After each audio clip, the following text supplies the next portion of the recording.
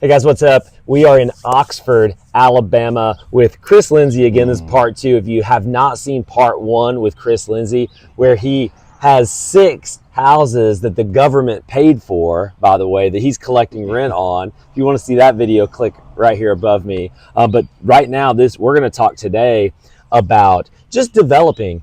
Chris is a developer out here in, what county are we in? Talladega County? Calhoun. Calhoun County. Calhoun County. We're close. Are we close to Talladega? Talladega's next. Next. So Okay. I thought I passed it on the way here. You did. We're in Calhoun County, kind of eastern Alabama, and Chris has been developing. He's been flipping houses out here. He's owned a brokerage. He's owned a property management company. Chris has done a lot of things in real estate for about how long? About 9 years. 9 years. I was working a full-time job when I started. So I started about 9 years ago. I've been doing it full-time about 5. And that's pretty incredible, the growth that I've watched you kind of go through just since I've known you. You've been a part of our mastermind now for a few years, and just seen you kind of grow. And that development project you just did that we just talked about, that we just got back from, and then now this development, you just bought a trailer park out here in Oxford that the city wanted nothing to do with. For sure. They rezoned it. You bought it. Tell us why you bought it, because you knew you were going to have to tear it down. For sure. Why'd you buy it? What was your intention, and what are your plans? Because this is a prime area. Again, we're in Oxford now, right? So this is a different area. This is a different animal. But it was land that was available in a great area. And it was, like I said, it was a raggedy trailer park, but it had good infrastructure. It's city sewer, so there's not septic tanks that I have to deal with, which means I could put more units out here. The power was ran. There's actually gas that's ran out here as well that I won't use. But the infrastructure was already in place. The road is already there. So I saw a lot of good things with it. I knew the trailer park wasn't going to work. The city of Oxford, they had already rezoned it. They wanted nothing to do with the trailer park. These were raggedy trailers. I'm talking about horrible condition. Maybe 3 of them had people living in them, and they were bad. And when I bought it, they said the new owner, they wanted me to start fixing everything. I had to get the people out because it wasn't good living conditions. And actually worked with the city to make sure that I can get people out. We actually purposely condemned them because now if somebody goes in, they can be arrested. Where previous, somebody can just go in there and claim ownership and just be sitting there. Now I got to evict them. So that was a big thing, but I just saw the vision of it, and with the infrastructure being in place, I had options.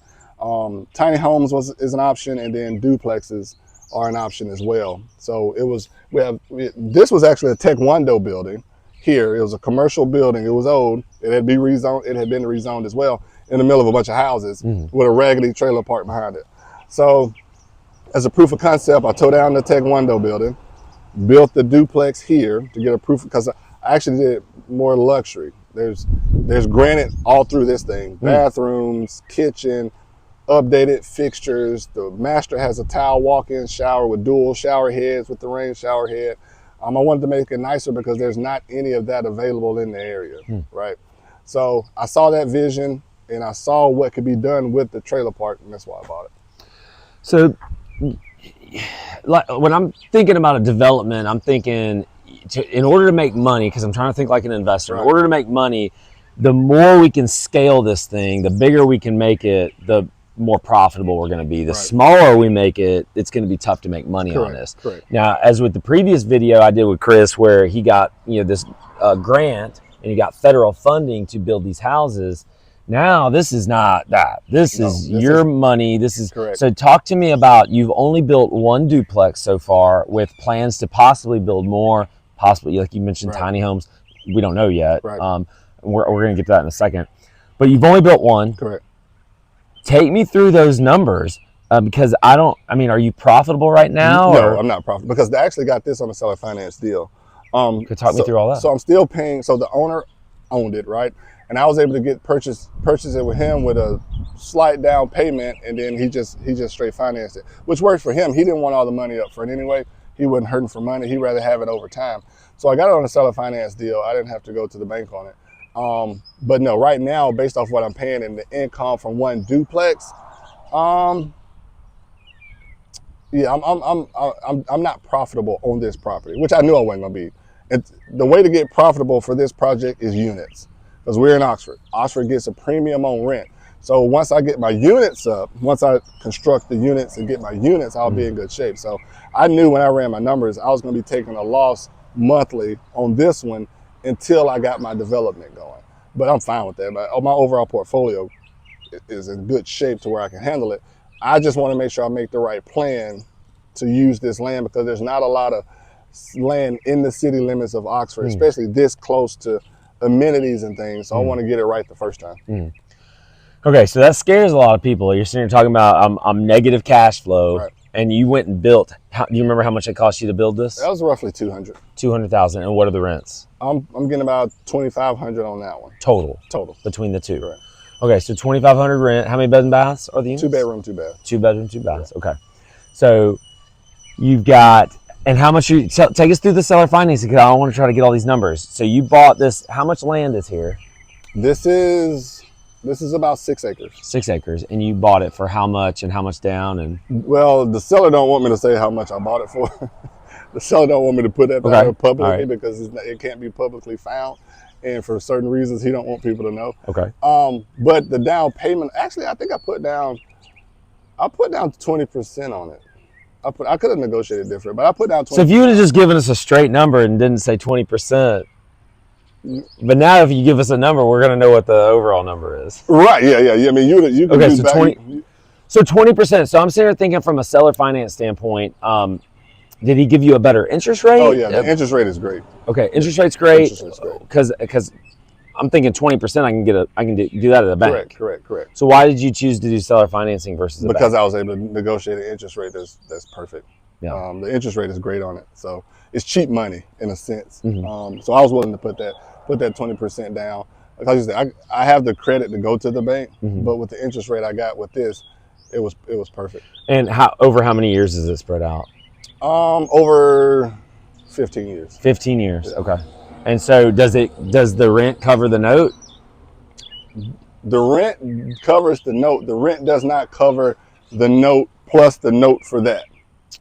If that makes sense. Yes, sir. Because there's a note on that as well. Correct. So that's where the loss comes in. Gotcha. So that's where the loss comes in at. But again, I projected my numbers out over years. So I know I was going to be taking this loss till I get it built. And once I get my plan together on exactly what I'll do, I'll restructure the financing to get him out of it, basically, and be able to move forward with the development. Yeah. So take me through this now, because it's been, how many years have you had this now? Or how long have you had this? I had this less than a year. Less than a year. Yeah. But you don't know what you're going to do with the rest of the acreage, with the rest of the land. So it seems as if time is money. You correct me if I'm wrong. It is. Well, the tiny home concept, I think I'm going to go away from it and go with just normal apartments, just because the proof of concept. I know what I can get for rents in Oxford on an apartment. For a tiny home, it's more of a risk.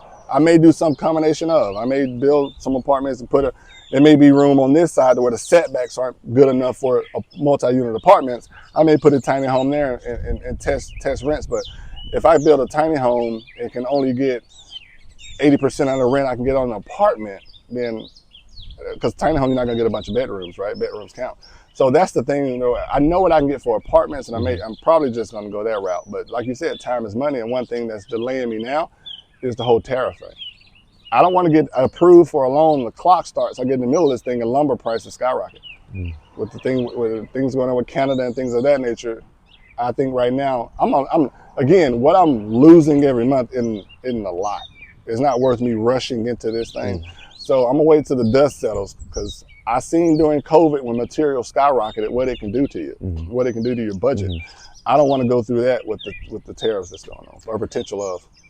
Do you feel like this is probably something a new person shouldn't get themselves into, or? No, not a new person. Like what makes you feel so confident about just only doing the one, taking your time, a little bit of negative cash flow in this one. My whole portfolio's, in good health and good strength.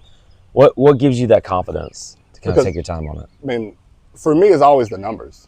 You run your numbers conservatively and let the numbers tell the story. I don't go off feel good. I don't go off, this feels like this is going to be a cool project and I'm just going to chance it, right? No, I ran the numbers on what the development cost would be, what the construction cost would be, what I can make in rents, and what my cash flow could be, and also what I think the appraised value would be after the fact. Because there's a lot of investors hungry for multi apartments in Oxford. There's not a lot of them, especially in this type of area in brand new. Yeah. So it's just right now, I don't think the time's to kick that project off. I think it ended up costing me more money with the potential cost increase of materials and things of that nature versus the loss I'm taking. Right. Yeah. Let's take a look real quick. I want to show you guys where he took these trailers out. Okay, Chris, all this is the where the trailers were. How many trailers were out here?